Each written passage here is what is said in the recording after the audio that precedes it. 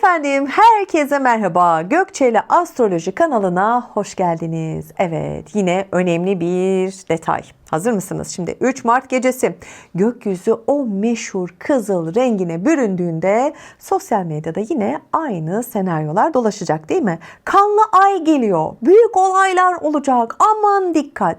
Ya önce şunu netleştirelim mi? Ayın kırmızı görünmesi bir felaket işareti değil ki. Dünya güneşle ayın arasına giriyor. Bakın şimdi anlatıyorum size. Atmosferden süzülen ışık aya o bakır tonunu veriyor. Tamam. Yani ortada uğursuzlukla alakalı bir durum söz konusu değil. Bu güçlü ama tamamen doğal bir gökyüzü olayı. Ay, kendimi öğretmen gibi hissettim. Anlaştık mı? Bakın çok yalın ve sade bir şekilde anlattım. Detaylar geliyor. Şimdi bu tutulma Başak Burcu'nda. Başak demek düzen demek değil mi? Sistem demek, işleyiş demek, detay demek, demek de demek. Peki aynı zamanda hesapta demek. Onu da belirtmek isterim. Şimdi bu gerçekten çalışıyor mu diye soran enerji demek. Tamam. O yüzden bu tutulma hayatımıza dışarıdan böyle bir kriz getirmekten çok mevcut düzenimizi böyle mercek altına alacak. Anlaştık mı? Şimdi bu programda böyle bir korku dili kullanmayacağım ama çok üzgünüm. Gülmemden rahatsızlık duyuyorsunuz ama inadına güleceğim. Çünkü ben gerçekten mutlu bir insanım, mutlu bir kadınım. Gerçek hayatımda da çok mutluyum. Kamera önü, kamera arkası benim için hiç fark etmiyor. Gerçekten keyif alarak bu videoları çekiyorum. Size de küçük bir tavsiyem naçizane. Gülmekten kimseye zarar gelmez biliyor musun? Mutlu olun. Hayat zaten o kadar kısa ki değmez bu kadar takılmaya. Tamam? Evet, şimdi bu program korku dili değil dedim. Abartmayacağım. Her zamanki sakinliğimle anlatmaya devam edeceğim. Başak Burcu'nda ay tutulması astrolojik olarak ne anlama geliyor?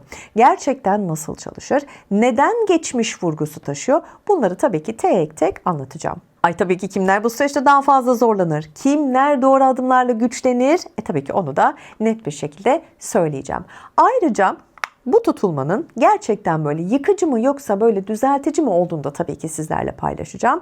Ve benim için en önemlisi bu süreci doğru okuduğunda hayatında neyin değişmesi gerektiğini nasıl fark edeceğini de tabii ki böyle güzelce ortaya koyacağım. Şimdi geldim en temel soruya. Başak Burcu'nda ay tutulması aslında ne demek değil mi? Evet şimdi. Peki bu tutulma hayatımıza, cüzdanımıza, evimizin içine, ilişkilerimize nasıl yansıyacak? Teknik terimleri şöyle bir kenara bırakalım değil mi? Bu tutulma hayatın arka planında çalışan ne varsa oraya çok güçlü bir ışık tutacak. Tamam? Ay tutulmaları aslında bir tamamlanma ve netleşme zamanıdır. Uzun süredir devam eden bir sürecin böyle artık sonucunun görünmesidir.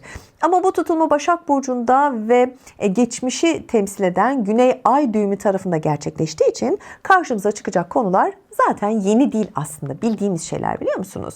Zaten hayatımızda olan ama şimdilik böyle idare etsin diyerek hani görmezden geldiğimiz meseleler, o küçücük sorunlar var ya işte aslında onlar. Evet. Hadi şimdi artık detaylıca başlayalım. Önce maddi konularla başlıyorum. Gerçekten çok önemli. Devir hesap devri yapacak bir şey yok.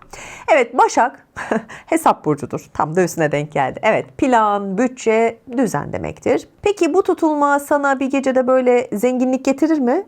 Haliyle getirmez. Ama paranın nereden sızdığını da sana gösterir. Bakın çok önemli. Paranın nereden sızdığını. Böyle aylardır para geliyor, oh mis gibi ama birikmiyor diyorsun değil mi? İşte burada ışık yandı. Bak fark et artık. Işık yandı. Belki böyle gereksiz abonelikler, belki küçük küçük ama böyle sürekli yapılan harcamalar, belki nasıl olsa ay sonu gelir rahatlığı var ya içinde. Başak sana ne sordurur biliyor musun? Gerçekten kazancın mı yetersiz yoksa para yönetimin mi dağınık? Yani beceremiyor musun der. Borç varsa özellikle böyle ertelenmiş bir ödeme ya da böyle görmezden gelen bir finansal sorumluluk varsa bu dönem onunla yüzleşme böyle gerçekten gelebilir. Hani sonra bakarım dediğin böyle kredi kartı ekstresi var ya bir şekilde böyle öderim dediğin borç artık böyle somut bir baskı haline maalesef dönüşebilir. Bakın parayla başladım ilk olarak. Ne yapıyoruz? Sızıntının kaynağı belli. böyle kesenin ağzını olabildiğince açmıyoruz. Evet, para gelsin güzel ama gelirken de birikim yapmak şart. Anlaştık mı? Ve böyle görmezden geldiğimiz detaylarda önümüze böyle gelebilir, karşı karşıya kalabiliriz. İşte o dönemde de temkinli ve dikkatli olmakta yarar var. Geldim şimdi ilişkiler kısmına. Şimdi Başak tutulması böyle aşkı romantik bir yerden değil de işleyiş açısından sorgular. Ne demek şimdi bu Gökçe Hanım diyeceksin. Büyük kavgalar çıkmayabilir bu süreçte. Evet, ama böyle sessizce bir muhasebe başlar, biliyor musun? Bak, bu çok önemlidir. Yani bu ilişkide böyle yükü kim taşıyor diye böyle inceden kafanda sorular geçer. Tamam, bunlar gündeme gelir. Eğer bir ilişkide böyle sürekli bir taraf toparlayan, böyle planlayan, sorumluluk alan kişiysen, ya bak o sensen, şu an kafanı sallıyorsun eminim. Diğer taraf daha rahat bir pozisyondaysa, ay ben sinir olurum böyle, eminim siz de öyle olursunuz. İşte bu dengesizlik artık seni daha fazla rahatsız edebilir. Hani böyle içten içe rahatsızlık duyuyorsundur da hani bunu yüksek sesle dile getirmediğin süreçler vardır ya, işte bu dönemde bunlar artık böyle yükselecek. Hani sen bu rahatsızlık duyduğun duyguları dile getirebileceksin. Bence getir de zaten. Evli çiftlerde özellikle böyle günlük düzen konusu öne çıkar. Yani nedir işte? Klasik ev, faturalar, çocukların sorumlulukları, evin düzeni, zaman paylaşımı gibi bu liste uzar da gider. Biz birlikteyiz ama gerçekten ekip miyiz sorusu da sorulabilir. Ve çok da normal tabii ki. Aşk bitmiş olmak zorunda değil ama sistem adil mi, işliyor mu? Ben buna bakarım kardeşim. İşte siz de bu süreçte buna bakacaksınız. Şimdi evlileri söyledim ama bekarlar için hemen bir parantez açayım mı? Tabii. Şimdi bekar olanlar için de aslında durum çok da farklı değil, biliyor musunuz? Eğer sürekli böyle aynı tip insanlara çekiliyorsan, hani hep hayatında aynı tip insanlar oluyorsa, aynı ilişki döngüsünü yaşıyorsan, işte bu tutulma sana şunu gösterir. Sorun şans değil, tamamen seçim biçimi. Evet, çünkü bu kişileri sen hayatına alıyorsun, seçiyorsun. Kimse seni zorlamıyor, değil mi? Bakın, önemli detaylar, önemli yerler. Ne yapacaksın? Buradan da küçük bir uyarı, küçük bir hatırlatma olsun. Aynı döngünün içerisine dönüp durma. Artık bakış açını değiştir, bir farkındalık kazan, değil mi? Geldik sağlığa. Bakın, buralar önemli. Başak doğrudan böyle bedenle ilgilidir, değil mi? Şimdi bu dönemde vücut ihmal edilen düzeni hatırlatır sana. Tamam mı? Vücudumuzu, bedenimizi asla ihmal etmiyoruz. Ona kulak veriyoruz. Özellikle bu dönemde sürekli yorgunluk olabilir, sindirim problemleri, baş ağrıları, uyku düzensizliği, bak bunları yaşayabilirsin. İşte bunlar böyle aniden ortaya çıkmak zorunda değil. Ama daha fazla hissedilir bu süreçte. Tamam mı? Özellikle böyle stres kaynaklı rahatsızlıklar artacak bu dönemde ve bu süreçte. Çünkü Başak biliyorsun zihinsel yükle de tamamen doğru orantılıdır, değil mi? Şimdi belki aylardır böyle kontrol ettirmediğin bir şeyin vardır. Belki sürekli böyle ertelediğin bir test vardır. Hani sağlıkla ilgili konuşuyorum ya şu an. İşte bu tutulma aslında, ben de bunu sizleri korkutmak için söylemiyorum. Sadece kontrol et demek için çalışıyor. Tamam? Yani sistem bu şekilde çalışıyor. Ben de naçizane, madem bu işleri biliyorum, yorumluyorum, size de ufak böyle tüyolar veriyorum. Bedenini, sağlığını bu dönemde lütfen ihmal etme. Olur mu? Bedenin arıza lambası yanıyorsa müziğin sesini açmak yerine ne yapacaksın? Kaputu açma zamanı gelmiş demekti. Yani şöyle bir aç bir bak, ne oluyor? Nerelerde arıza var? Nerelerde sıkıntı yaşıyorsun, değil mi? Verimlilik ve iş hayatı. Evet, bu kısımlarda tabii ki önemli, değil mi? Şimdi bu tutulmanın aslında en güçlü alanlarından biri gerçekten buralar. Çünkü gün boyu böyle çalışıyoruz, değil mi? Ben de şu an çalışıyorum. Bir emek veriyorum, bir zaman harcıyorum, değil mi?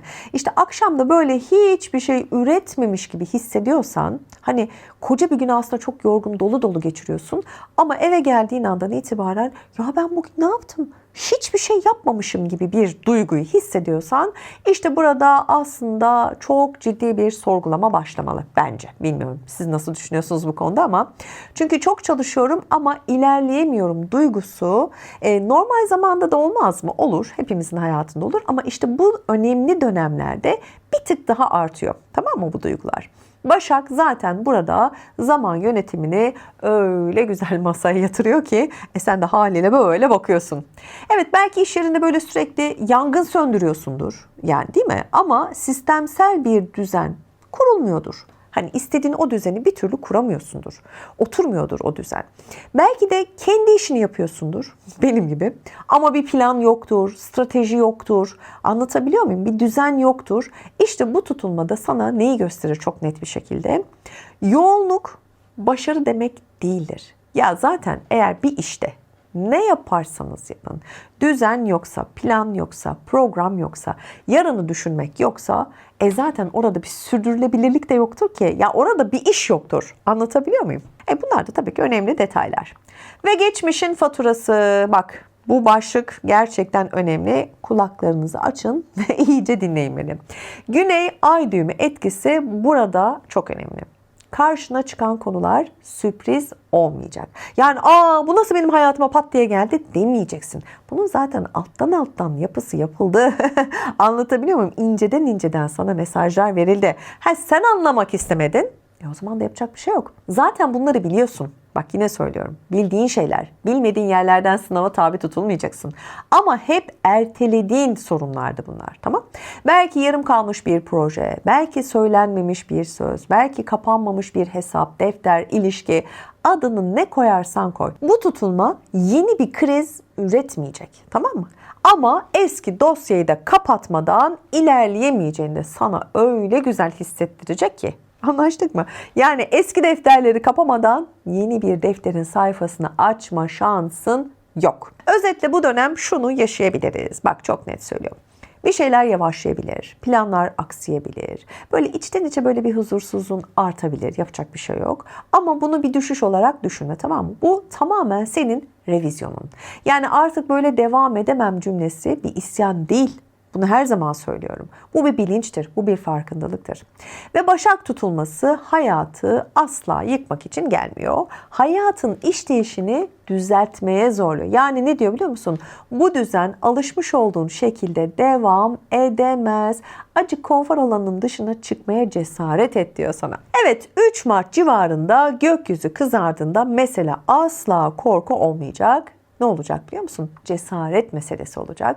Gerçekten neyi değiştirmem gerektiğini görmeye hazır mıyım sorusu olacak. Ve çoğu zaman da cevap zaten hep söylüyorum. Dışarıda değil, tamamen kurduğun düzende gizli. Senin içinde gizli. Şimdi gelelim en kritik soruya. Şimdi bu süreçte kimler daha çok zorlanır? Kimler bu enerjiyi avantaja çevirir? Tabii ki bunu burçlara göre değil de psikolojiye göre konuşmak çok daha doğru olacak. Çünkü Başak tutulması düzenle, kontrolle ve tamamen işleyişle ilgili.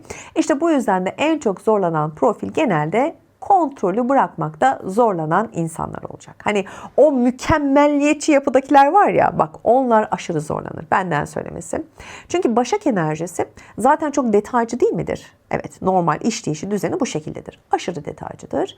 Tutulma bunu daha da ne yapar? Büyütür.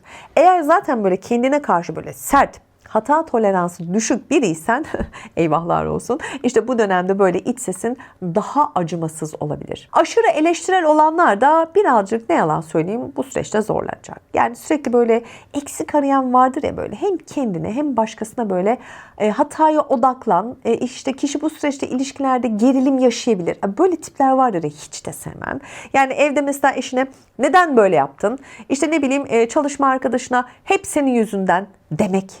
Hani kolayına gelen tipler vardır ya böyle. İşte onlar bu süreçte gerçekten zorlanacak. Oysa mesele suçlu bulmak değil ki ya da suçlamak da değil ki. Yani sistemi düzeltsen aslında, anlatabiliyor muyum? Çok daha karlı olacak, çok daha keyif alacaksın.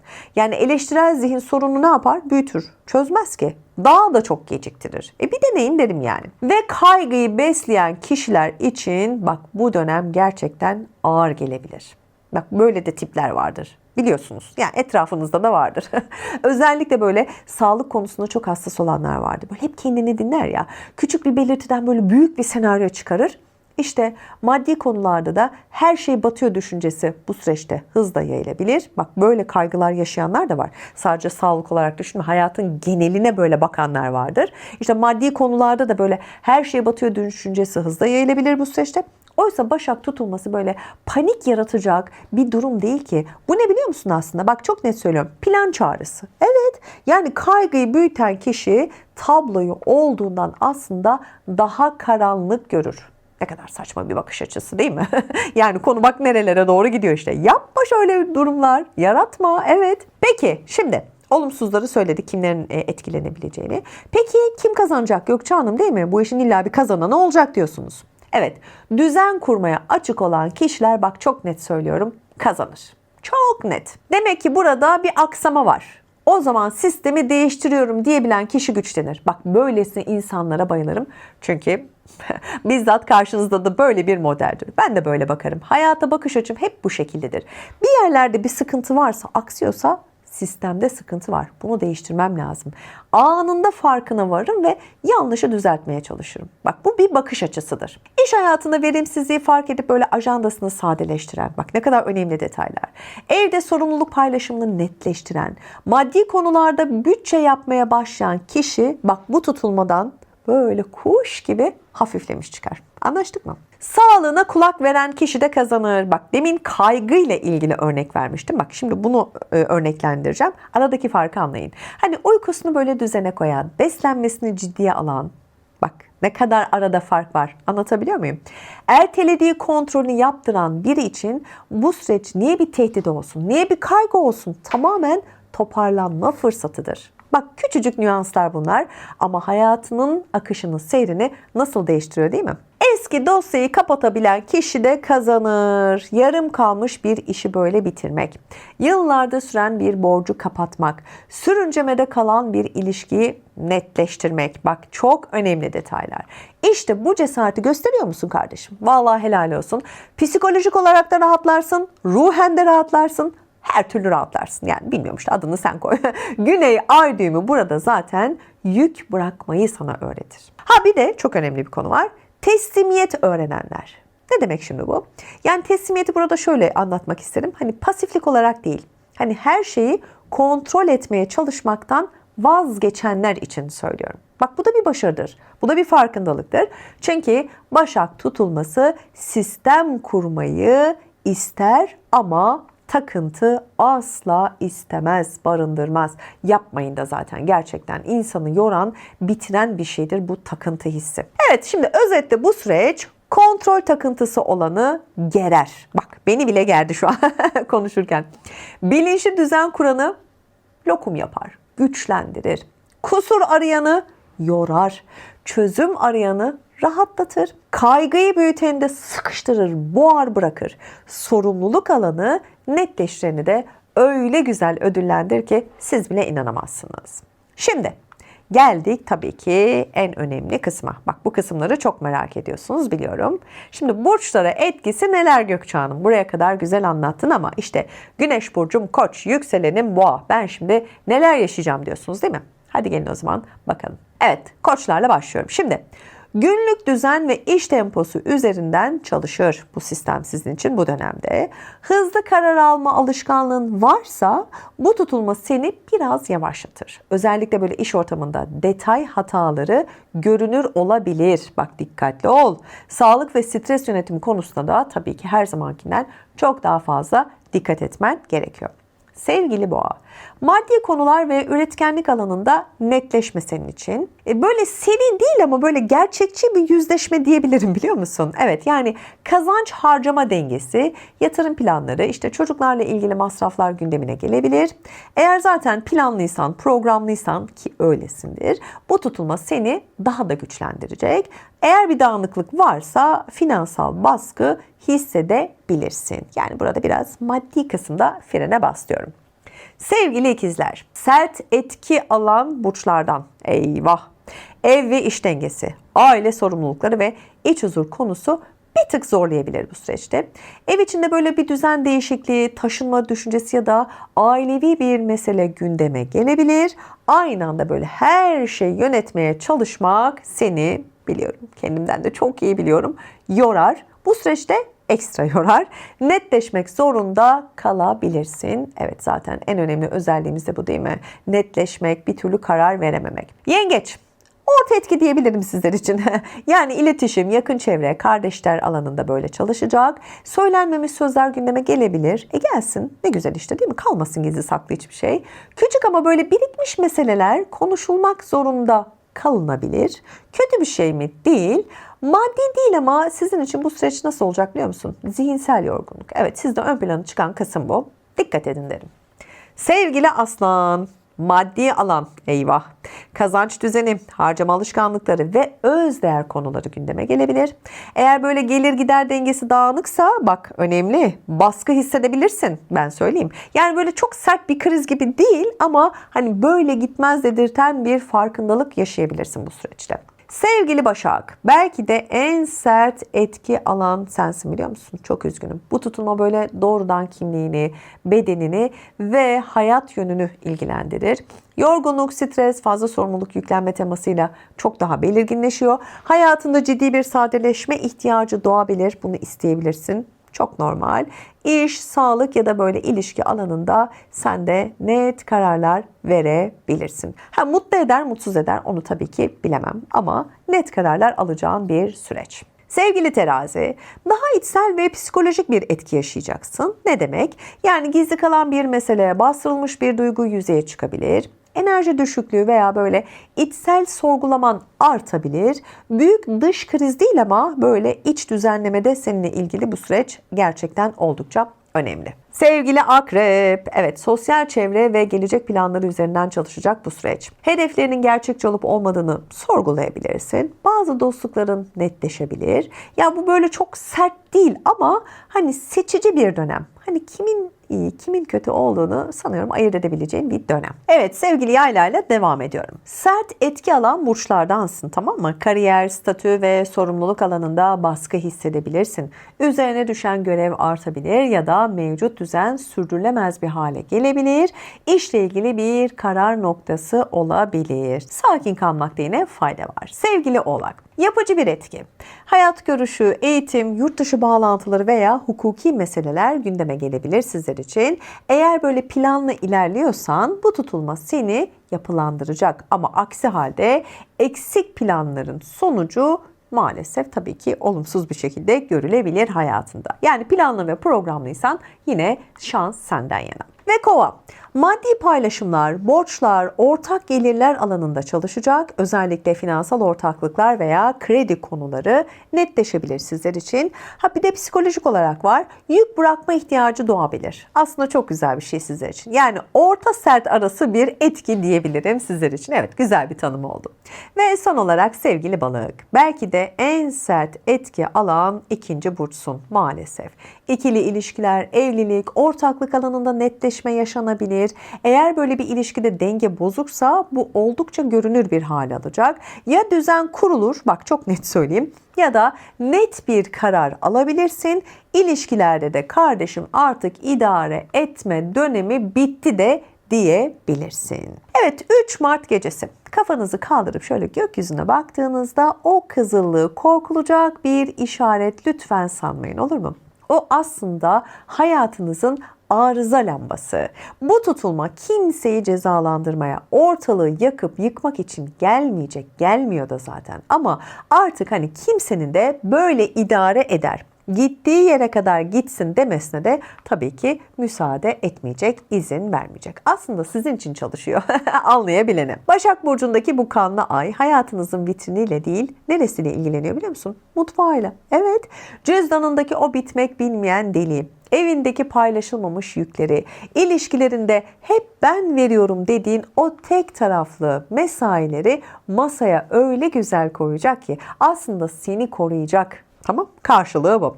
Ve lütfen şunu unutma. Eğer o günlerde bir işin aksıyorsa ya da bir planın böyle erteleniyorsa ya da hani böyle çok eski bir mevzu tekrar karşına dikili veriyorsa bu bir şanssızlık değil. Bu aslında gökyüzünün sana sunmuş olduğu bir temizlik fırsatı. Çünkü paslanmış bir çarkla böyle devasa bir makine yürütmeye çalışmak, o çarkı değiştirip yoluna bakmaktan aslında çok daha yorucu değil mi? Evet, şimdi kendine lütfen dürüstçe şu soruyu sor. Gerçekten neyi bırakman gerekiyor? Seni hangi eski alışkanlığın yavaşlatıyor? Hangi düzen artık seni taşımıyor? Aksine sen onu sırtında taşıyorsun. Evet, Mart'ta gökyüzü o bakır rengine büründüğünde korkuya kapılmıyoruz. Anlaştık mı? Hafifleme cesaretine odaklanıyoruz. Hayatındaki o gıcırdayan, vadesi dolmuş çarkı böyle söküp atma cesaretine odaklanıyoruz. Çünkü sistem bir kez böyle tıkır tıkır işlemeye başladığında hayatın aslında sandığından çok daha kolay aktığını göreceksin. Bırak o gece ay kızarsın. Yeter ki senin için aydınlanan yol bembeyaz ve tertemiz olsun. Görüşmek üzere. Hoşça kalın.